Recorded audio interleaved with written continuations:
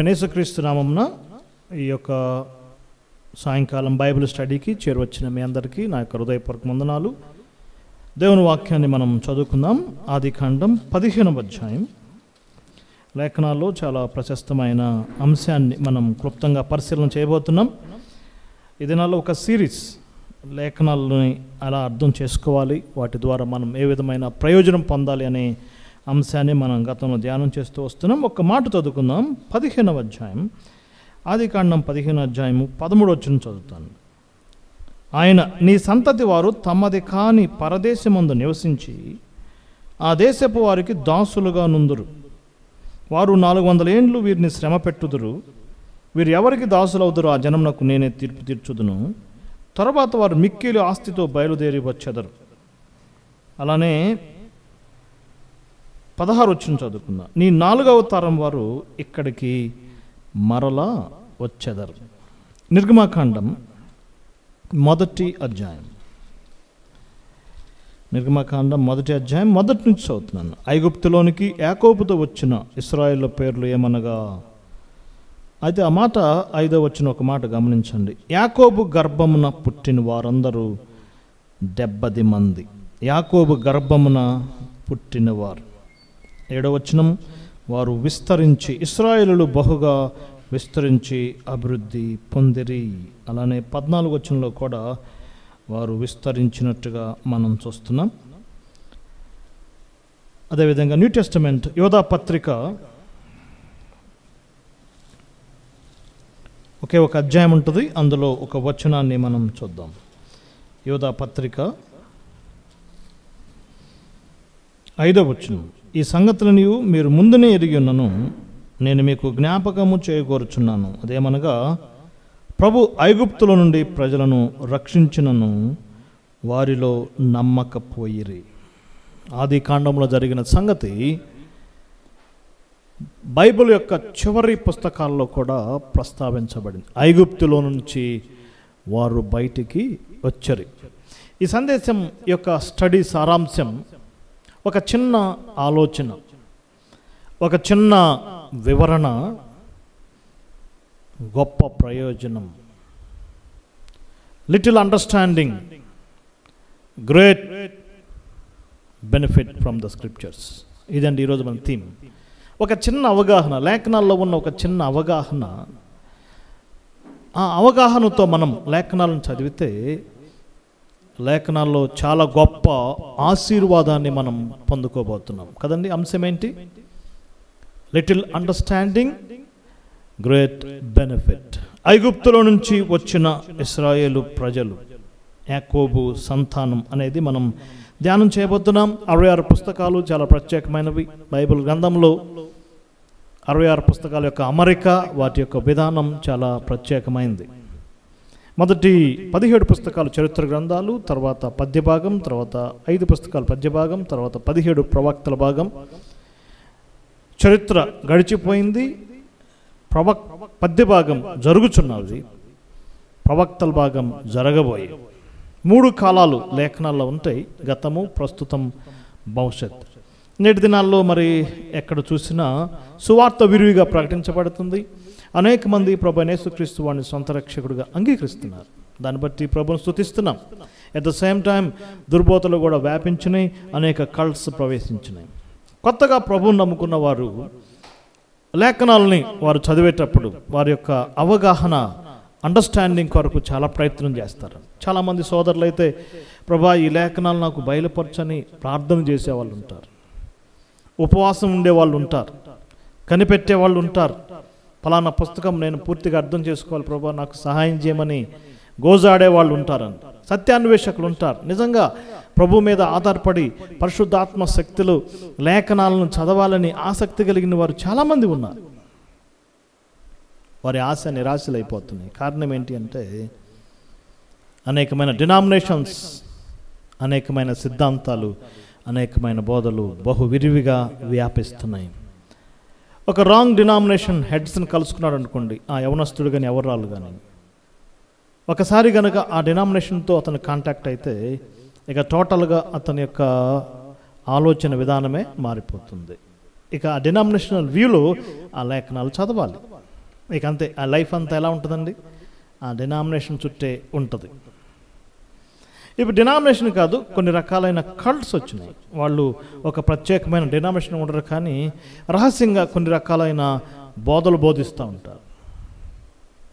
దాని కొరకు స్పెషల్ ఫీజర్స్ ఏర్పాటు చేస్తారు, రహస్యంగా బోధిస్తూ ఉంటారు. వాటికి అలవాటు పడితే అవి కూడా చాలా కష్టమే కదండి. కానీ ఆశ ఉంది కదా, హృదయంలో ఉన్న ఆశ ఏంటి? లేఖనాలు అర్థం కావాలి, దేవుని మనసు అర్థం కావాలి, బైబిల్ గ్రంథంలో ఉన్న అనేకమైన అనుమానాలు ఇవన్నీ పోవాలి. ఏం చేయాలి వీటికి? మరి నేటి ప్రముఖ బోధకులు ఎవరు కూడా సిద్ధాంతాలు సత్యాలు బోధించట్లేదు కూడా. బిజీ అయిపోయారు.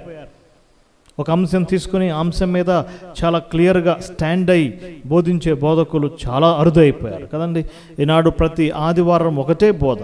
ఎవరు తీసుకున్నా టైటిల్స్ మారుతాయి, టీచింగ్ ఒకటే.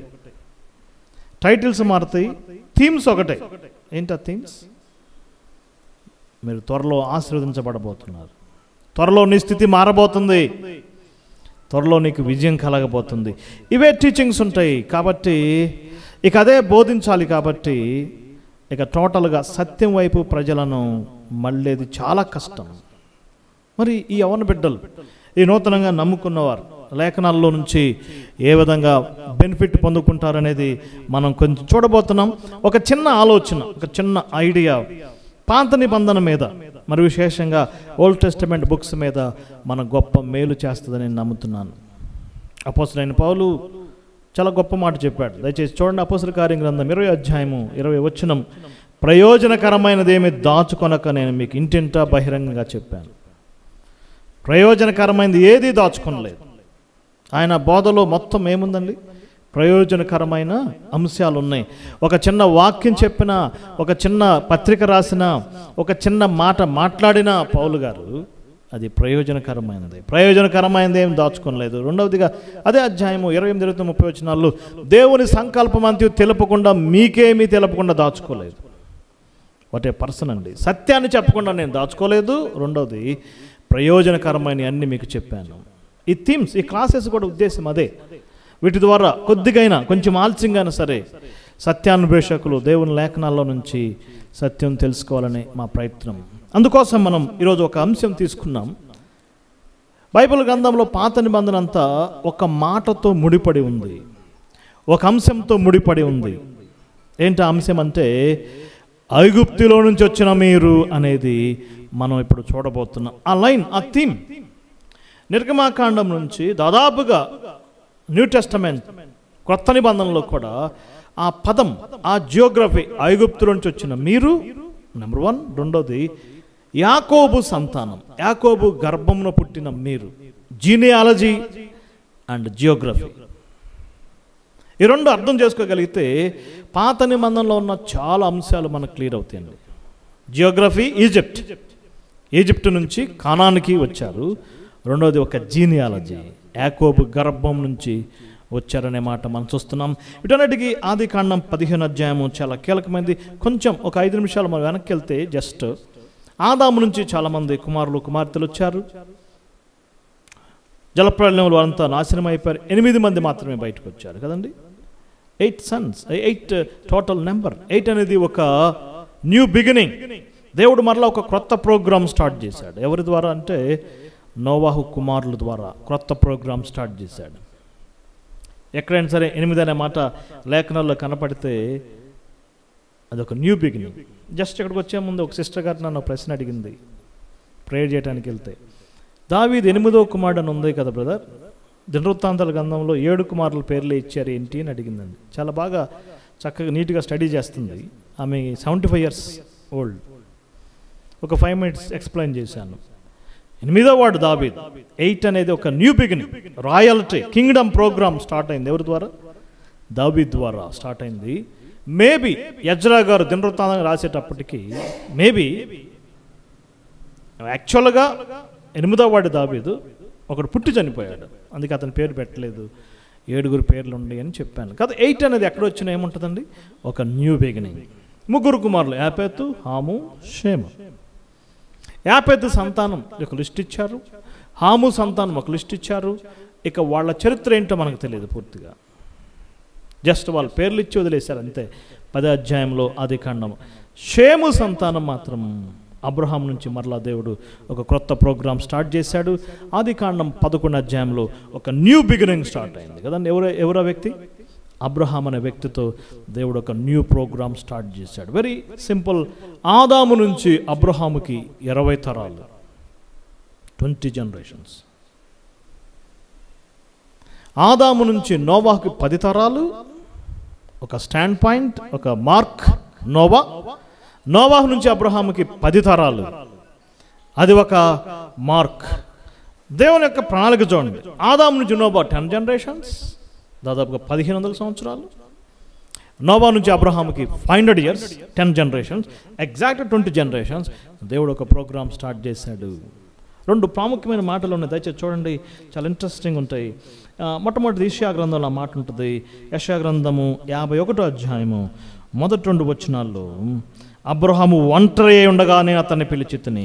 Single man, a special man, a single man. దేవుడు తన యొక్క ప్రణాళికలో సావరిన్ కాల్, సార్వభౌమ పిలుపులో దేవుడు ఒక వ్యక్తిని సపరేట్గా బయటికి పిలిచాడు, ఒంటరిగా పిలిచాడు. ఆ మాటను మనం గమనించాలండి. గ్రూప్ కాల్ కాదు, గ్రూపుగా పిలవలేదు. సేమ్ ఇదే మాట యేసెకేలు గ్రంథంలో కూడా రాయబడింది. 33వ అధ్యాయం 24వ వచనంలో అబ్రహాము ఒంటరి అయి ఉండగా 2 times ఆ మాట రాయబడింది. Single man but sincere man, నమ్మకమైన వాడు అతను పిలిచాడు. ఈ అబ్రహాముకి అనేక జనాంగాలు ప్రామిస్ చేయబడ్డాయి. ఇక్కడ చాలా ఇంపార్టెంట్ అంశం మనం గమనించాలండి.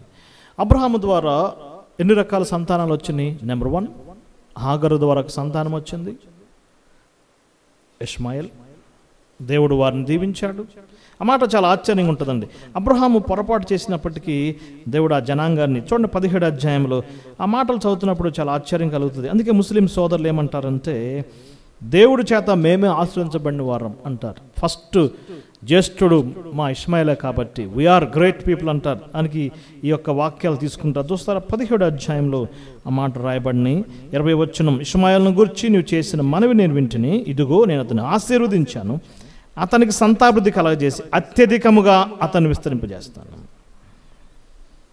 Abraham sons number 1 Hagar. రెండవదిగా 25వ అధ్యాయంలో కెతురు ద్వారా సన్స్ ఏర్పడ్డారు.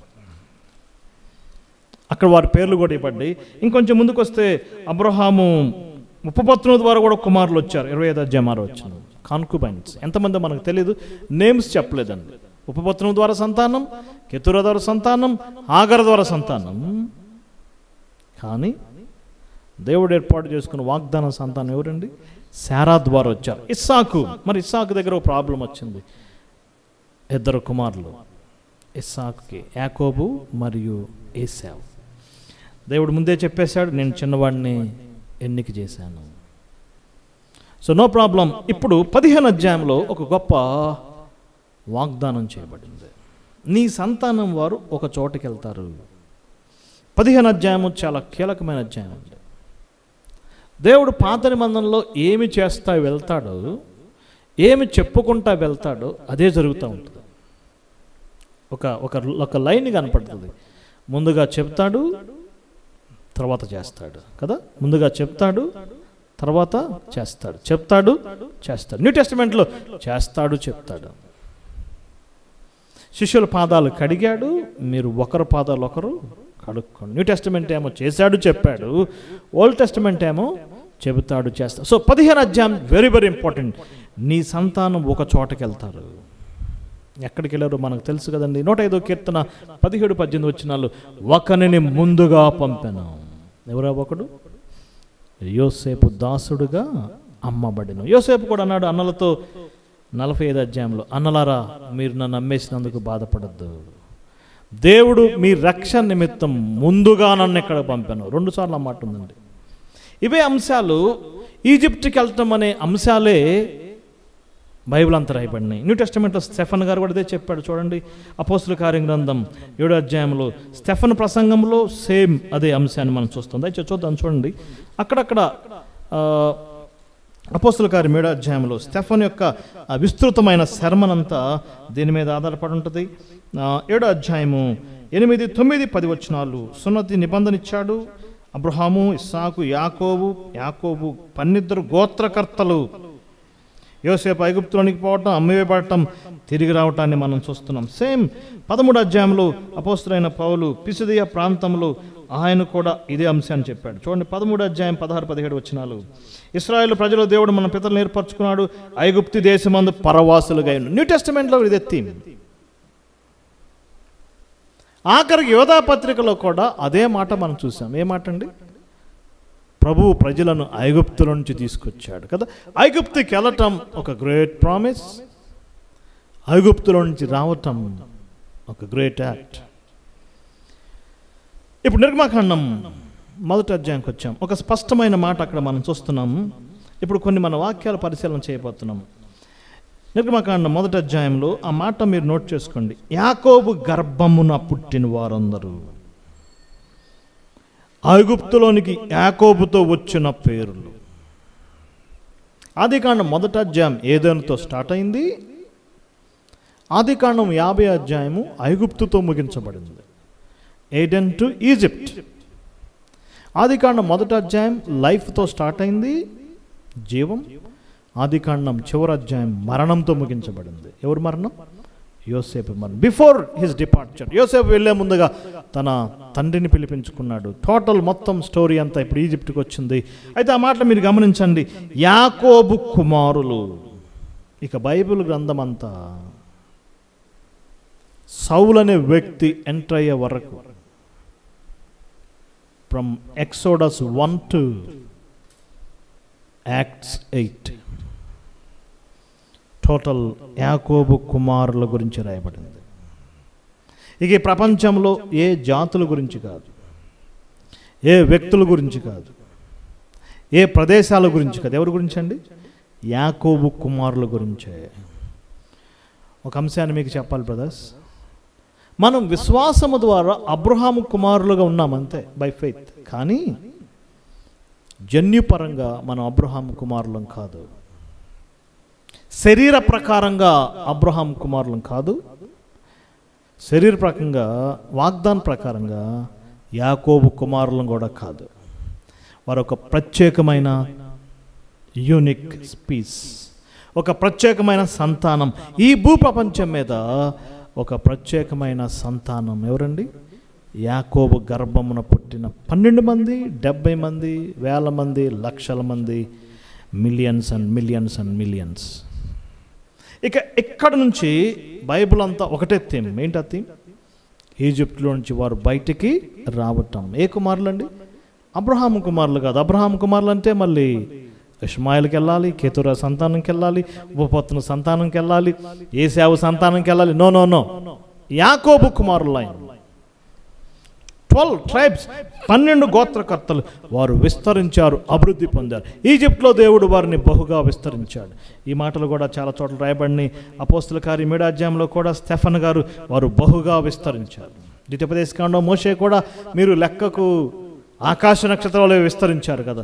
దేవుడు డెవలప్ చేశాడు. ఒకటి మాత్రం నేను చెప్పగలను బ్రదర్స్, ఈ ప్రపంచంలో ఒక జాతి యొక్క జనాభా నియంత్రణ చేయబడుతుంది దేవుని ద్వారా. ఎలా చెప్పగలమంటే 2 అద్భుతమైన వాక్యాలు చూద్దాం, చాలా ఇంపార్టెంట్ వాక్యాలు చూద్దాం. చూడండి. నెంబర్ 1, నిర్గమకాండం 1వ అధ్యాయం మనం చదువుకున్నాం. 1వ అధ్యాయం 7వ వచనం.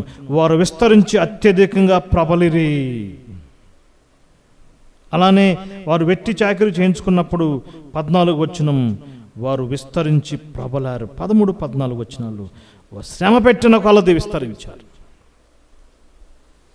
రాజుల 1వ గ్రంథంలో మరొక శ్రేష్టమైన మాట చూస్తున్నాం. ఆ దినములలో దేవుడు ఇశ్రాయేలు సంఖ్యను తగ్గించనారంభించను. ఆ మాట కూడా చూద్దాం. చూడండి, దయచేసి చూద్దాం. రాజుల 1వ గ్రంథం ఎక్కడుంది అంకుల్? అది చూడండి.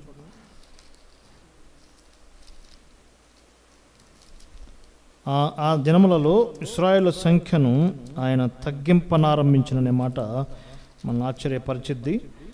రాజుల గ్రంథంలో ఇశ్రాయేలు కీడు చేస్తున్నప్పుడు ఆ ప్రజలను దేవుడు వారి సంఖ్యను తగ్గించినట్లుగా దేవుడు రాయబడింది. సరే, ఆ వచనాన్ని మీరు చెక్ చేయండి.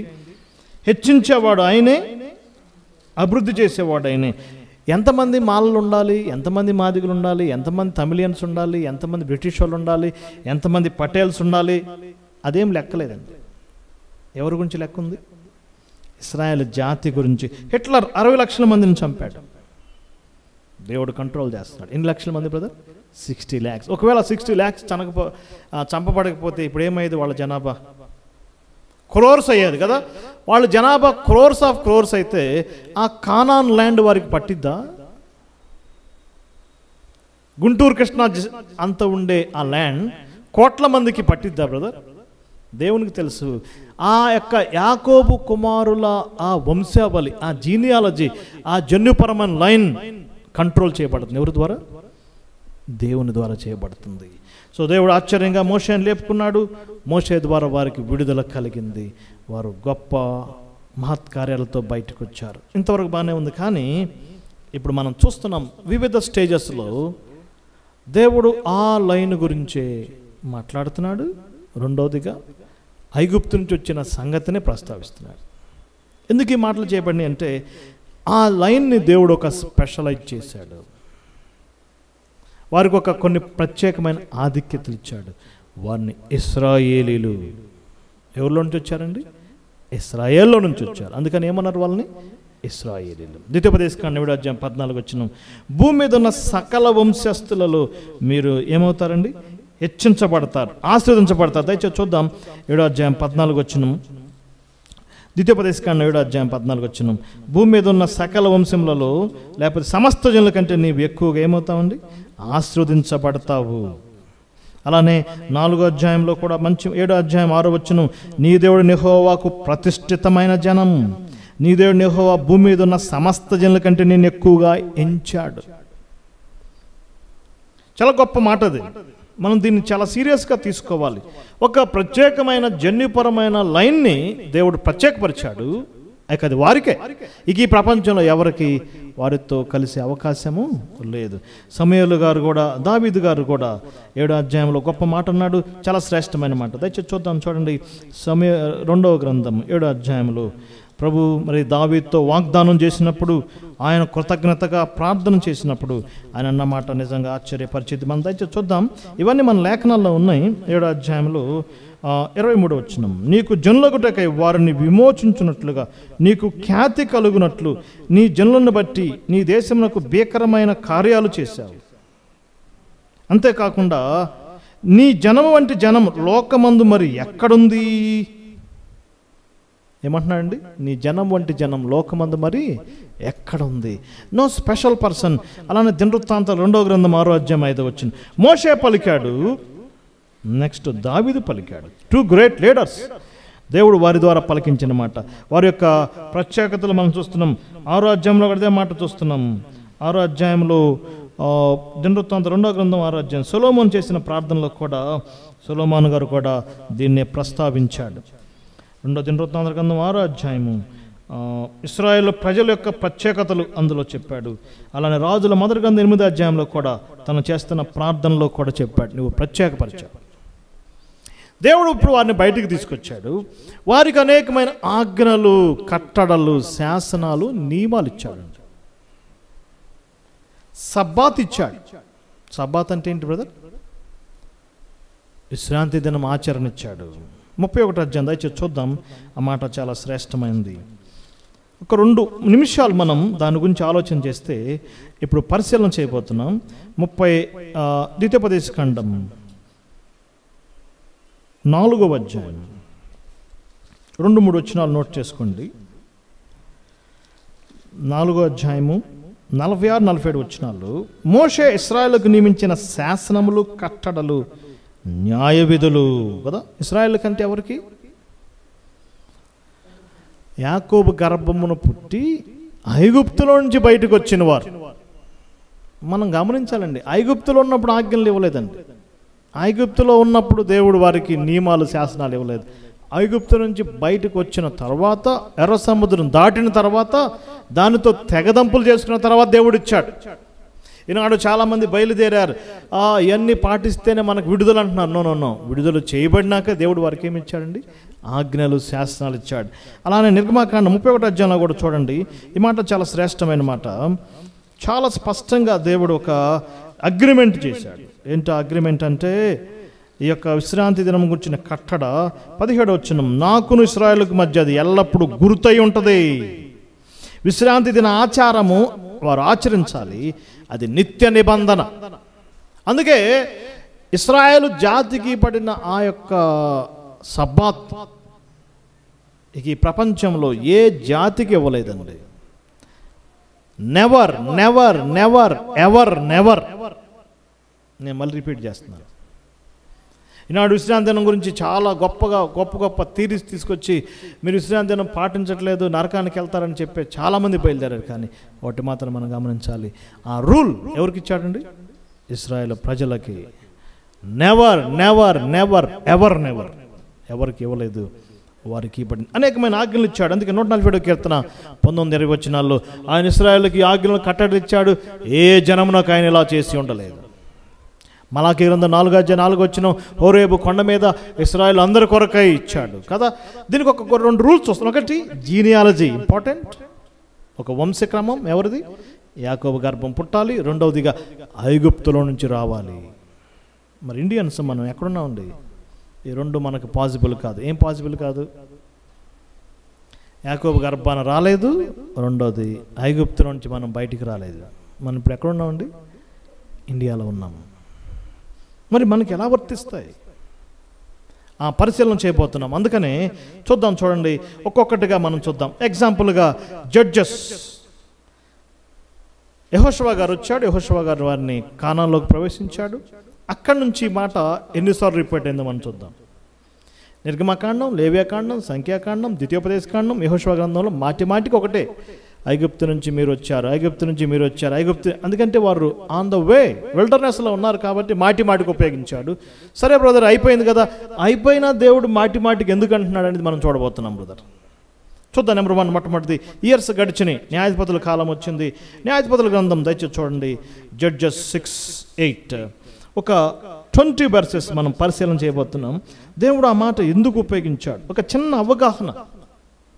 ఐగుప్తు నుంచి మిమ్మల్ని తీసుకొచ్చాననే మాట మాటికి ఎందుకు ఉపయోగించాడు అనేది మనం ఒకసారి పరిశీలన చేద్దాం. మొట్టమొదటిగా దయచేసి చూద్దాం. చూడండి, న్యాయాధిపతుల గ్రంథం 6:13. 6:13 దయచేసి చూద్దాము. న్యాయాధిపతుల గ్రంథం 6:13. గిద్యోను అంటున్నాడు, యెహోవా ఐగుప్తు నుండి మమ్ము రప్పించను. ఇయర్స్ గడిచింది. యెహోషువ నుంచి గిద్యోనుకి దాదాపుగా 200-300 years గ్యాప్ ఉంది. ఆయన ఏమంటున్నాడండి? ఐగుప్తులో నుంచి మమ్మలను తీసుకుని వచ్చావు. అది మర్చిపోలేకపోతున్నారు వాళ్ళు. 6:8 కూడా చూడండి, 6:8. ఇశ్రాయేలు నేను ఐగుప్తులో నుండి మిమ్మల్ని రప్పించాను, దాసుల గృహంలోంచి రప్పించాను. జడ్జెస్ అయిపోయింది. ఇప్పుడు మనం సమూయేలు గ్రంథంలోకి వచ్చాం. సమూయేలు మొదటి గ్రంథం 12:6. సమూయేలు మొదటి గ్రంథం. ఇప్పుడు సమూయేలు గారు కూడా దాన్నే గుర్తు చేస్తున్నారు. 12:6. దయచేసి చూద్దాం. 6. ఐగుప్తులో నుండి రప్పించిన వాడు యెహోవాయే కదా. గిద్యోను అంటున్నాడు, గిద్యోనుతో దూత అన్నాడు, గిద్యోను అంటున్నాడు. ఇప్పుడు ఎవరు అంటున్నారండి? సమూయేలు అంటున్నాడు. నెక్స్ట్ దావీదు ఏమంటున్నాడు చూద్దాం. సమూయేలు 2వ గ్రంథం కదా. సమూయేలు తర్వాత ఎవరండి? Next person. నెక్స్ట్ ఎవరు చెప్పండి? డేవిడ్. 2వ సమూయేలు గ్రంథం 7:23. సమూయేలు 2వ గ్రంథం 7:23. నీవు ఐగుప్తులో నుండి, ఆయా జనుల వశంలో నుండి, దేవతల వశం నుండి విమోచించిన ఇజ్రాయేల్. దావీదు కూడా అదే మాట పలికాడు. దావీదు తర్వాత కింగ్ ఎవరు? సొలొమోన్ గారు. ఆయన కూడా అదే మాట అంటున్నాడు. రాజుల మొదటి గ్రంథం 8:51. ఆ పదం యొక్క ప్రయోగం, ఐగుప్తులో నుంచి వచ్చారు, ఒక Geography and genealogy. Old testament అంతా ఈ రెండింటి చుట్టే మనకి పరిభ్రమిస్తున్నట్టు మనం చూస్తున్నాం. రాజుల మొదటి గ్రంథం 8:51 చదువుతున్నాను. 51. వారు ఐగుప్తు నుండి ఇనప కొలిములో నుండి రప్పించబడ్డారు. నెక్స్ట్ రాజుల కాలాల్లో కూడా జరిగినాయి. అనేక మంది రాజులు వచ్చారు. దేశం విడిపోయింది. 10 గోత్రాలు, 2 గోత్రాలు, 10 గోత్రాలైనా 2 గోత్రాలైనా ఒకటే అంశం. రాజుల 2వ గ్రంథం 18:24. ఆయా రాజులు కూడా దేవునితో సంభాషించేటప్పుడు ఐగుప్తు నుంచి మమ్మల్ని విడిపించావు కదా అని వారు గుర్తు చేసుకుంటున్నారు. 18వ అధ్యాయం దయచేసి చూడండి.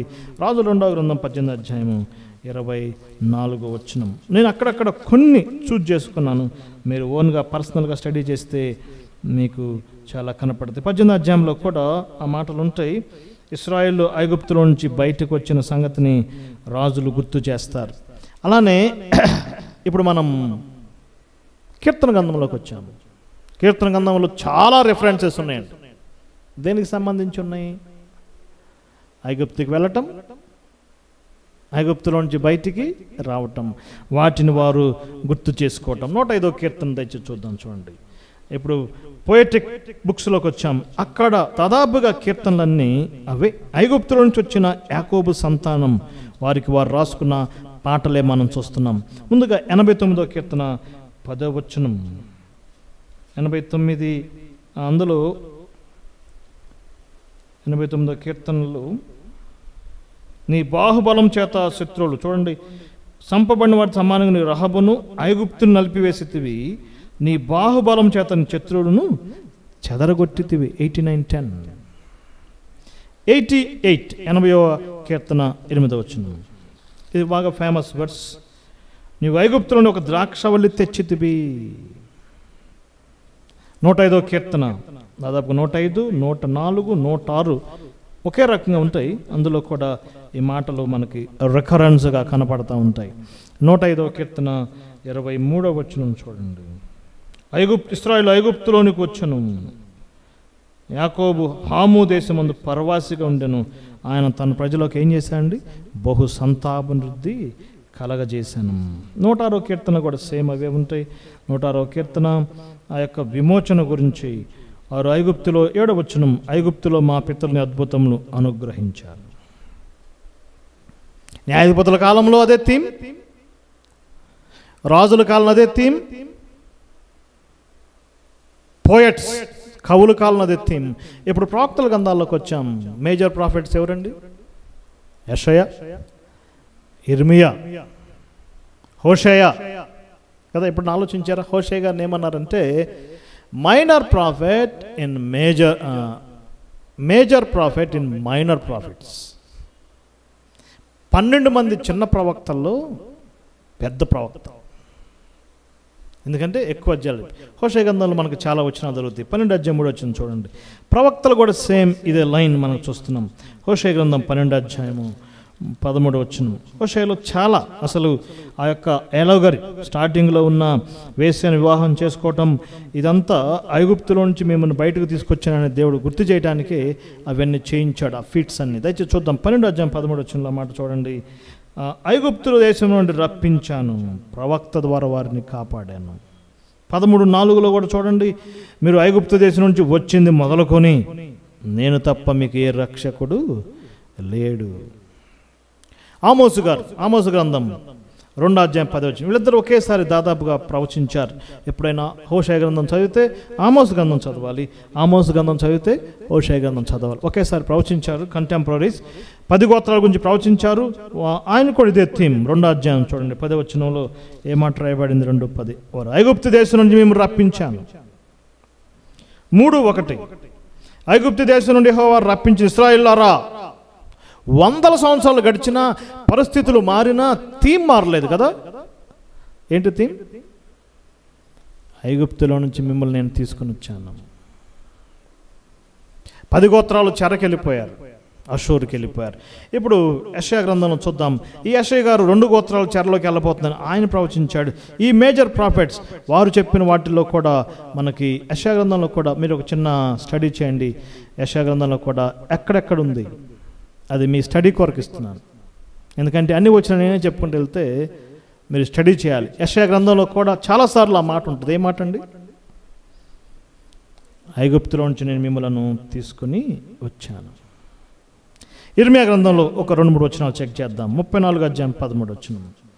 ఇర్మియా గ్రంథం 34:13. జస్ట్ 2 గోత్రాలు చెరలోకి వెళ్ళే ముందు ఇర్మియా గారు ప్రవచించాడు. ఆయన థీమ్ కూడా ఇది. ఏ మాట మనం చూస్తున్నాం, చూస్తారా? 34 అధ్యాయము 13 వచనం. ఒక యెషయా గ్రంథాన్ని మాత్రం మీకు నేను ఒక టెస్ట్గా ఇచ్చాను. 34 అధ్యాయము 13 వచనం చూడండి.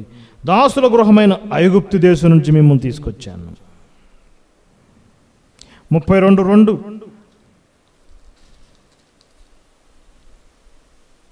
యెహోవా ఇలా సెలవిస్తున్నాడు. 32 అధ్యాయంలో కూడా నేను ఆలోచించడి మీకు బబులోనికి పంపిస్తున్నాను, కానీ దానికి ముందుగా నేను మిమ్మల్ని ఐగుప్తులో నుంచి తీసుకొచ్చాను. 31 అధ్యాయము 32 వచనం. 31 అధ్యాయం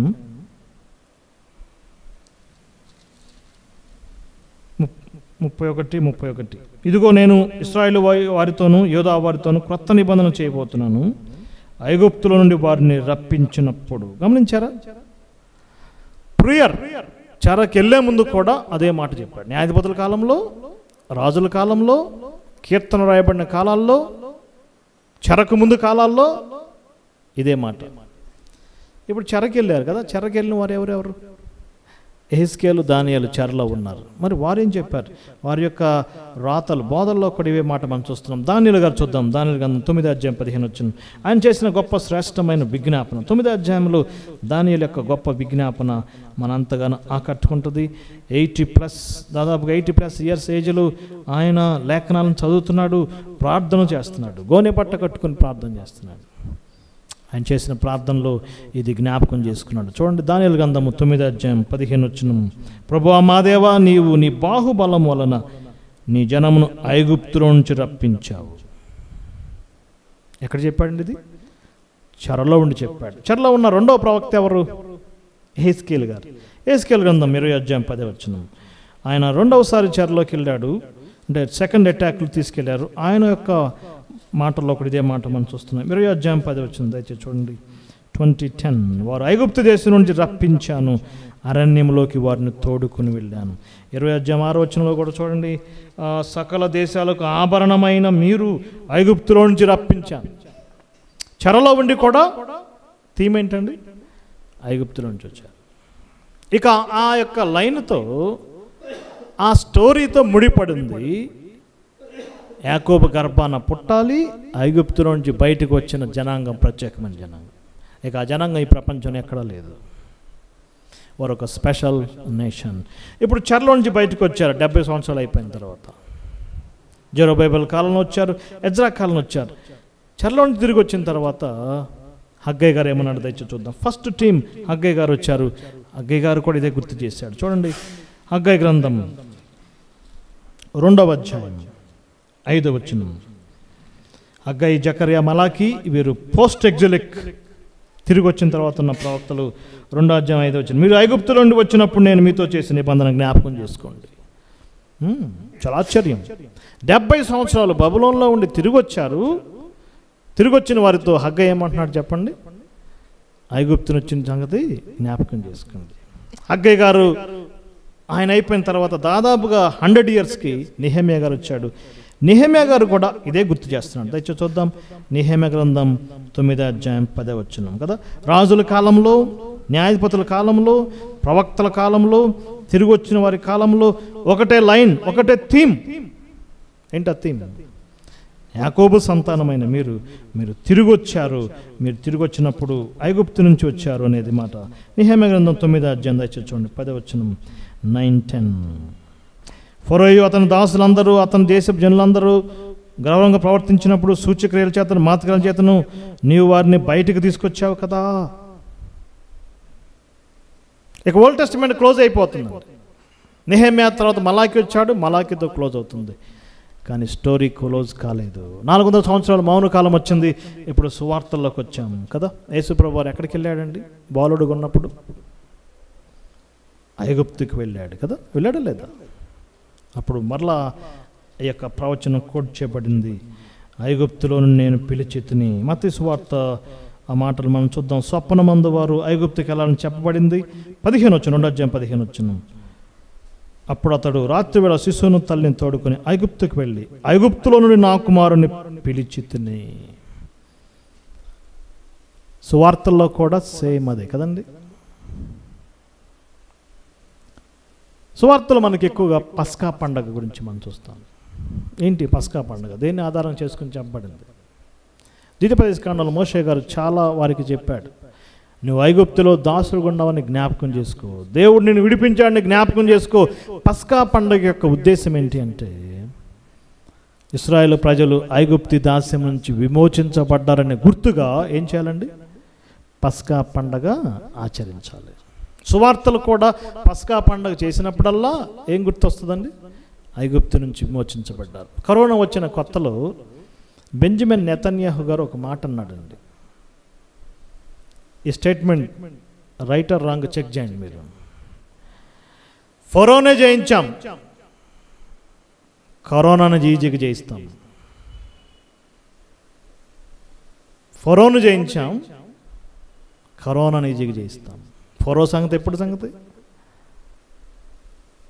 3500 years క్రితం సంగతి. స్టిల్ అదే థీమ్ కంటిన్యూ అవుతుంది. తర్వాత స్టెఫన్ వచ్చాడు.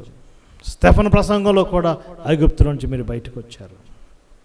నెక్స్ట్ పౌలు వచ్చాడు కదా, 13వ అధ్యాయంలో పౌలు ప్రసంగంలో కూడా చెప్పండి బ్రదర్స్, ఐగుప్తు నుంచి మీరు బయటికి వచ్చారు. ఆఖరి పత్రిక యోధా పత్రికలో కూడా యోధా గారు ఏం రాశాడండి? ప్రభువు తన ప్రజలను ఐగుప్తు నుంచి బయటికి తీసుకొచ్చాడు. ఈ మాటలు ఏం తెలియజేస్తున్నాయి? 2 ప్రత్యేకతలు తెలియదు. ఒకటి, నెంబర్ 1, ఎ స్పెషల్ జీనియాలజీ, ఒక ప్రత్యేకమైన వంశక్రమం, ఒక సంతానం, ఒక ప్రత్యేకించబడిన జాతి. రెండవదిగా ఎ స్పెషల్ స్టోరీ. ఐగుప్తు నుంచి ఏమయ్యారండి? వారు విడిపించబడ్డారు. ఈ 2 ఆధిక్యతలు ఎవరైతే ఉన్నాయో వారికి ప్రభు ఏమేమి నిబంధనలు చేశాడో ఆ నిబంధనలు వర్తిస్తాయి. వారికి ఏమేమి ఆజ్ఞలు ఇచ్చాడో ఆ ఆజ్ఞలు వర్తిస్తాయి. వారికి ఏమేమి పండగలు ఇచ్చాడో ఆ పండగలు వర్తిస్తాయి. వారికి ఏమేమి శాసనాలు ఇచ్చాడో ఆ శాసనాలు వర్తిస్తాయి. వారికి ఏమేమి సీజన్స్ ఇచ్చాడో అవి వర్తిస్తాయి.